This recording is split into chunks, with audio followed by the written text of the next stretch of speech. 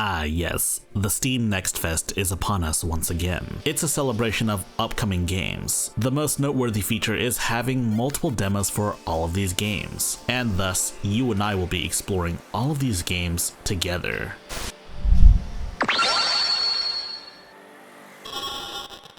For those not in the know, the Steam Next Fest is a celebration of upcoming games. Every game featured in the Steam Next Fest has a demo of some sort. And yes, while a bunch of demos do persist beyond the Next Fest, some demos are time limited and can only be played during the event period. The Steam Next Fest also features multiple live streams from developers of these games. But we're mostly here for the demos, and we're gonna try them out. Of course, due to the sheer number of games partaking in the Next Fest, I cannot cover every single game. So if you've tried out any other demos that aren't featured in this video, be sure to leave a comment down below. I should mention that there is some significant overlap between this, the Shmup Fest, and Realms Deep.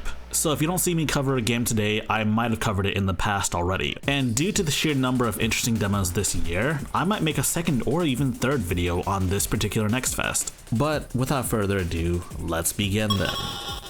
The first game is Star Ocean, The Second Story R. Believe it or not, they've actually remade this game twice, but my god, this is gorgeous. Very similar to Octopath Traveler's HD 2D aesthetics, but this time all of the environments are in 3D. At the start of the game, you choose between two different main protagonists. I chose Claude as mine. Unlike most JRPGs, this features real-time action combat. You know, kind of like the Tales series. Not gonna lie to you, I've never played a Star Ocean game. I had a really good time with the demo too. That said, I am very curious as to how the combat opens up, as not only do you get new equipment and new abilities, but you also get new allies as well. And during combat, you can switch which character you control directly. One more thing I really like about this game is that when the characters are talking and you see their portraits, you can actually see their mouths moving. If that ain't attention to detail, then I don't know what is. Seems like it'll be a good time. Maybe it's a good time to jump into this series, for me at least. Also, this game works on Steam Deck very well. No tinkering required. Next up is a game called Phantom Rose 2, Sapphire. I've played the original and made it all the way to Diamond 9. The gameplay flow is as follows. It's a roguelike deck builder. You have access to your entire deck, but your cards go on cooldown. The gameplay flow isn't that different, at least if you're playing the Blade class. The Mage class has access to different cards, but you have to manage your mana. Compared to the original, there are new cards, and even some of the older cards that make a return have changed functionality. All in all, it seems like this is going to be a more polished version of Phantom Rose. That said, many of the game's deeper mechanics may not show up until you start playing on the higher difficulties, which the demo does not have. So it remains to be seen how different this game actually is from the original. And yes, it works on Steam Deck, but you need to use the trackpads or the touchscreen. Next up is Rabbit in Steel. It's described as a co-op action raiding roguelike, but what does that actually mean?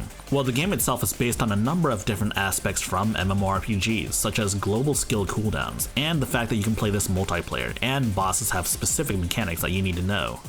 Kind of like a raid. And believe me, I've played a ton of MMORPGs. I know a thing or two about raids. To be fair though, this is a roguelike, so you can play this solo. In the demo, you have access to 5 unique characters, all with different character archetypes. That's the two I've tried out are the Heavy Blade Rabbit and the Dancer Rabbit. I actually really like the aesthetic of this game. I like that every character has a unique mechanic, and if you play multiplayer with multiple different characters, they all come together and work in tandem. The game seems promising enough, though I will say it is difficult to judge a roguelike just on the demo itself. But this is one I'm going to look out for. Next up is an immersive sim called Parapatia. So fair warning, if you want to play this on the Steam Deck, then know 2 things. First and foremost, there's no official controller support, so you will have to set up your own controls. Secondly, is that the game runs surprisingly not great on the Steam Deck. Like, even on all low settings, the game doesn't hit 60 FPS. Heck, sometimes it dips below 30 FPS. But to be fair though, this is just a demo. The game is an immersive sim, meaning that there's multiple ways to tackle your objective. Like for example, in just the tutorial, you need to find information on how to get to a bunker. You can choose to do what everyone else tells you to do, or you can choose to kill people for alternative solutions. Or if you know what to do, you can get through this level without killing anyone. I will say the movement does feel kind of janky at times. You can climb on edges, but sometimes you cling on to edges that aren't even really there. The shooting feels nice. You can also choose to play in first or third person, but I feel like playing in third person is not that great of an experience. Yeah, sometimes the game is a little janky and it doesn't really perform as well as I thought it would on the Steam Deck, and sometimes it even stutters on my own main PC. But I think it's something to watch out for, and who knows, maybe it'll be a defining indie immersive sim. You know, after a bit of optimization, of course. Next up is a game called Transience. It's a single-player tactical first-person shooter. Its main selling points are supposed to be excellent enemy AI as well as gun customization.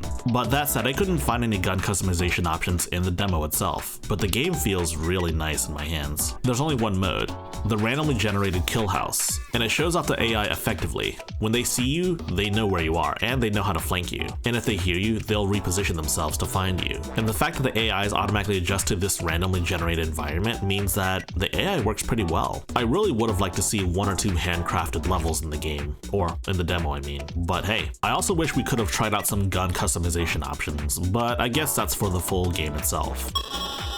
Next up is a game called Ashe the Striker.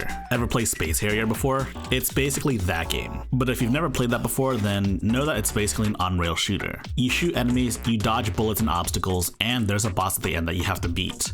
In addition to your standard gun, you have an ability called the Shining Knuckle, which is basically a really powerful close-range melee attack. You can also slow down time using the lightning overdrive technique.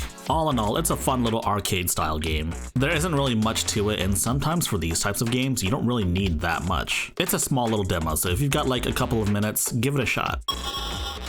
The entire demo is in Japanese, but I'm assuming there's going to be an English launch because the Steam page is in English. Basically, it's an action roguelike deck builder. If Dead Cells, Slay the Spire, and Kingdom Hearts Chain of Memories had a baby, this would be it. You have access to a basic melee attack that doesn't take up cards at all, but ultimately cards are your way to success. In order to replenish your cards, you have to manually reload your deck. Typically, it takes some time to do, but you can cancel mid-charge and have it ready to reload instantly before any fight. The game is promising, but I wish the demo was in English, but it seems like they're getting ready for an English release, I think. It's hard to say. It's another one I'm gonna look out for, but honestly, unless you can read Japanese or you're just good with figuring out foreign language games, then you may not be able to play this one.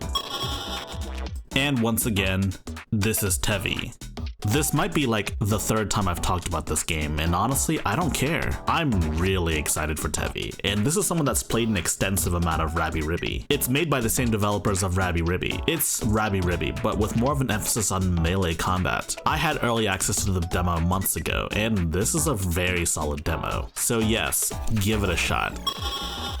And last but certainly not least, here's the RoboCop Rogue City demo. The game takes place between RoboCop 2 and 3. It's an FPS, and you play as RoboCop, and this challenges everything you know about FPSs. Do you like speed? Do you like sprinting? Well, get ready to do the opposite. See, RoboCop has 2 settings, walk and walk slightly faster, but he makes up for it by absorbing a lot of damage and dishing a lot of damage. Shooting bad guys as RoboCop is a lot of fun. So is picking them up and throwing them, or picking up like an object and throwing it at them too. RoboCop levels up and you can put your points into different abilities, such as the ability to dash. Now that's a terrifying thought, ain't it? RoboCop dashing into you? Heck, they've even got Peter Weller returning as RoboCop. It seems like a promising title, but it seems trapped in its open world design. But hey, I think RoboCop fans are gonna enjoy this. For what it's worth, the game does not run that well on Steam Deck, even at low settings. Maybe they'll optimize the game before release. I'd buy that for $1. I also checked out these 4 games during Realms Deep: The Last Exterminator, a boomer shooter about killing alien insectoids; Luna Abyss, a bullet hell FPS seemingly inspired by Metroid Prime; Tower of Kalimanvo, an ARPG that harkens back to old Diablo. Like, look at it. And of course, Quasimorph, an extremely brutal sci-fi turn-based roguelike, where every move matters. If you want to hear my full opinion on these 4 demos, you should check out that video. There will be links in the description down below. So there you go, 9 Steam Next Fest demos that I checked out on my Steam Deck. In fact, some of these demos were available before the Next Fest, but they're officially part of the event, so yeah. And who knows, Maybe I can make a second video on the next fest. You know what, I feel like I'd be doing the entire event a disservice if I made just one video. So I might make 2 or 3 or heck, even 4 videos. But no promises, okay? If you've tried out any other demos that we haven't showcased on this channel, be sure to leave a comment down below so we can get some ideas and maybe try them out for ourselves. If you liked this video, be sure to press the thumbs up button and spread the good gospel of high-tech lowlife. And if you want to see more high-tech lowlife, be sure to subscribe and press the bell icon for notifications. And for you enlightened individuals, be sure to join my Discord server. And if you wish to support high-tech lowlife, be sure to check out our Patreon page. Links in the description down below.